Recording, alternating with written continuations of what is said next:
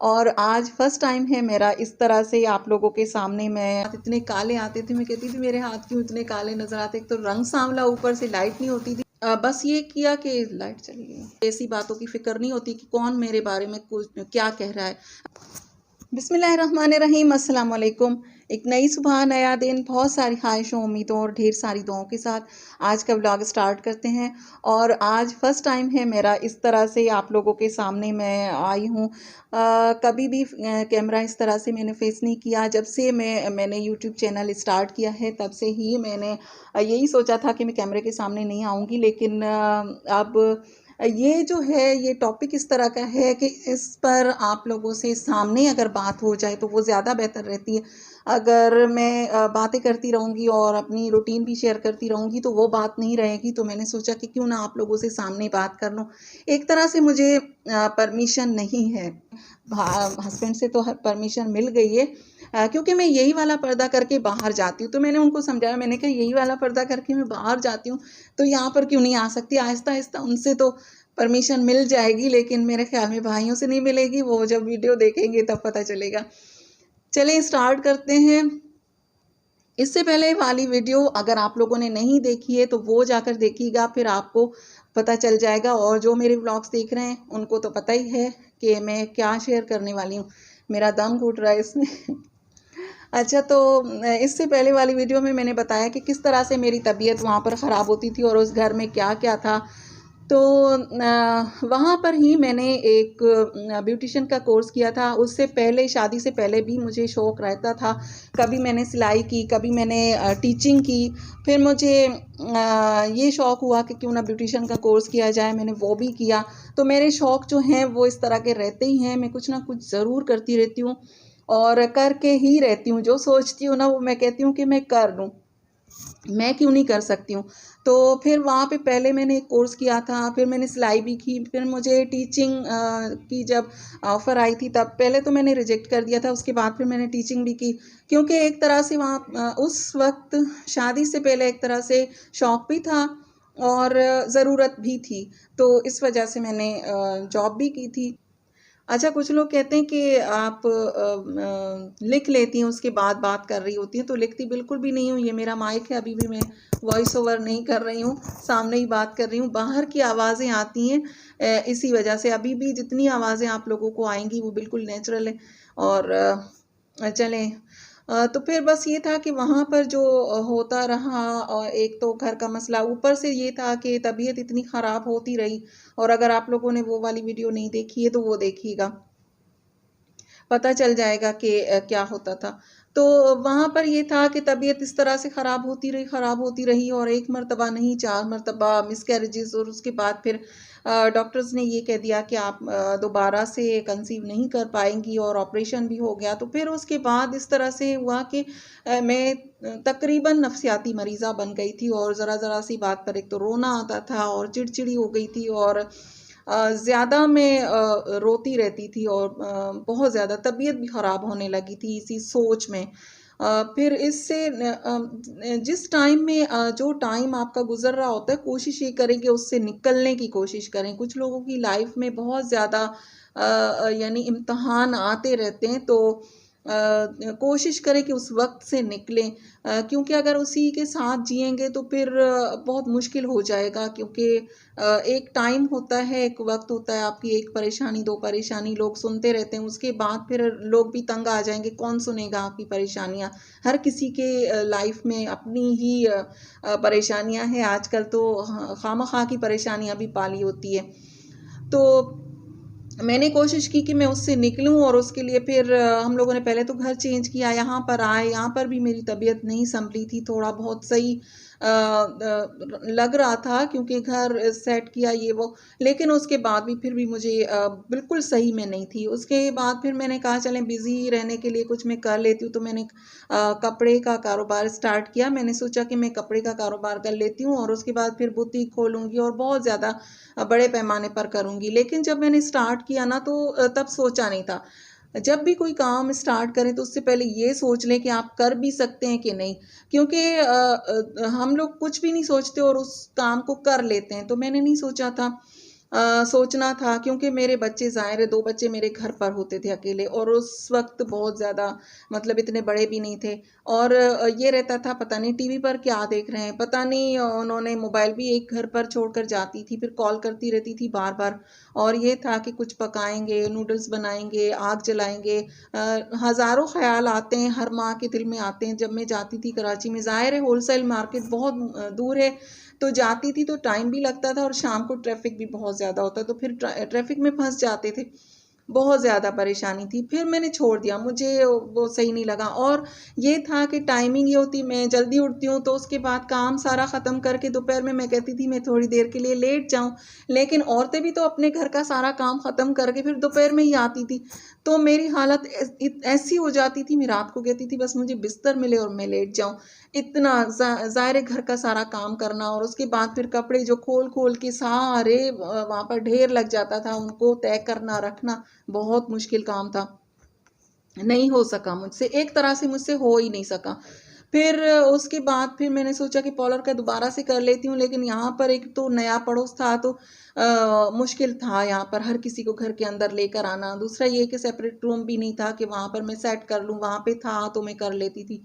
फिर वो भी नहीं हो सका, लेकिन बिज़ी अपने आप को रखना था, इस परेशानी से निकलना था। बहुत सारी परेशानी, एक नहीं थी, मेरी लाइफ़ में काफ़ी हो चुकी हैं, लेकिन मैं चाहती थी कि मैं किसी परेशानी के साथ हम लोग नहीं जिए, तो उससे इससे भी निकले।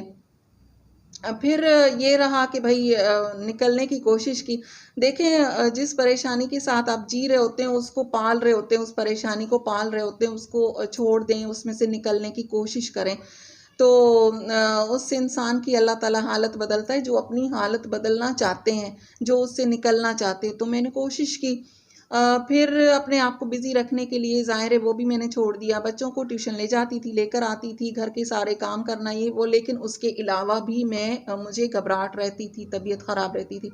फिर ये किया कि मैंने मोबाइल का यूज़ ज़्यादा करना स्टार्ट कर लिया। जब मोबाइल का यूज़ किया तो फिर यूट्यूब पर देखती थी इनको, यूट्यूबर्स को काम करती थी, अपनी रूटीन शेयर कर रही होती थी, और मैं मोटिवेशनल वीडियोज़ देखती थी जिससे मुझे कुछ तो फ़ायदा हो, मुझ में एनर्जी आए, मैं इस तरह की वीडियोज़ देखती थी।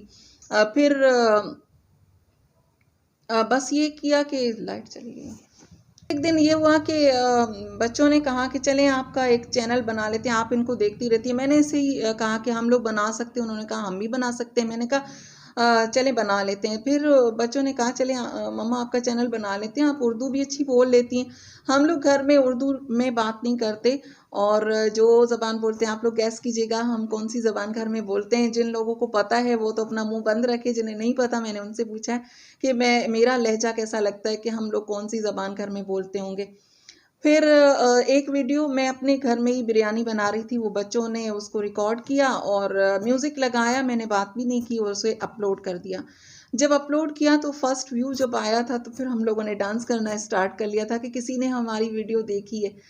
फिर बस उसके बाद फिर दूसरी वीडियो, फिर तीसरी वीडियो, और इस तरह से अगर आप यूट्यूब पर आ जाते हैं, अगर अपनी रूटीन शेयर कर रहे होते हैं, तो फिर आपको आदत हो जाती है। तो मुझे भी आदत हो गई थी, हर चीज़ में रिकॉर्ड कर रही होती थी। उस वक़्त मेरे पास मोबाइल जो है वो ऐसा था कि उसमें स्पेस ही नहीं होती थी। उस मोबाइल में एक मोबाइल में मैं वीडियोज़ रिकॉर्ड करती थी, फिर वो दूसरे मोबाइल में डाल देती थी, ब्लूटूथ करती थी। उसके बाद फिर उसमें से वहाँ पर मैं एडिटिंग करती थी, और फिर मैं वो वीडियो बच्चे अपलोड किया करते थे।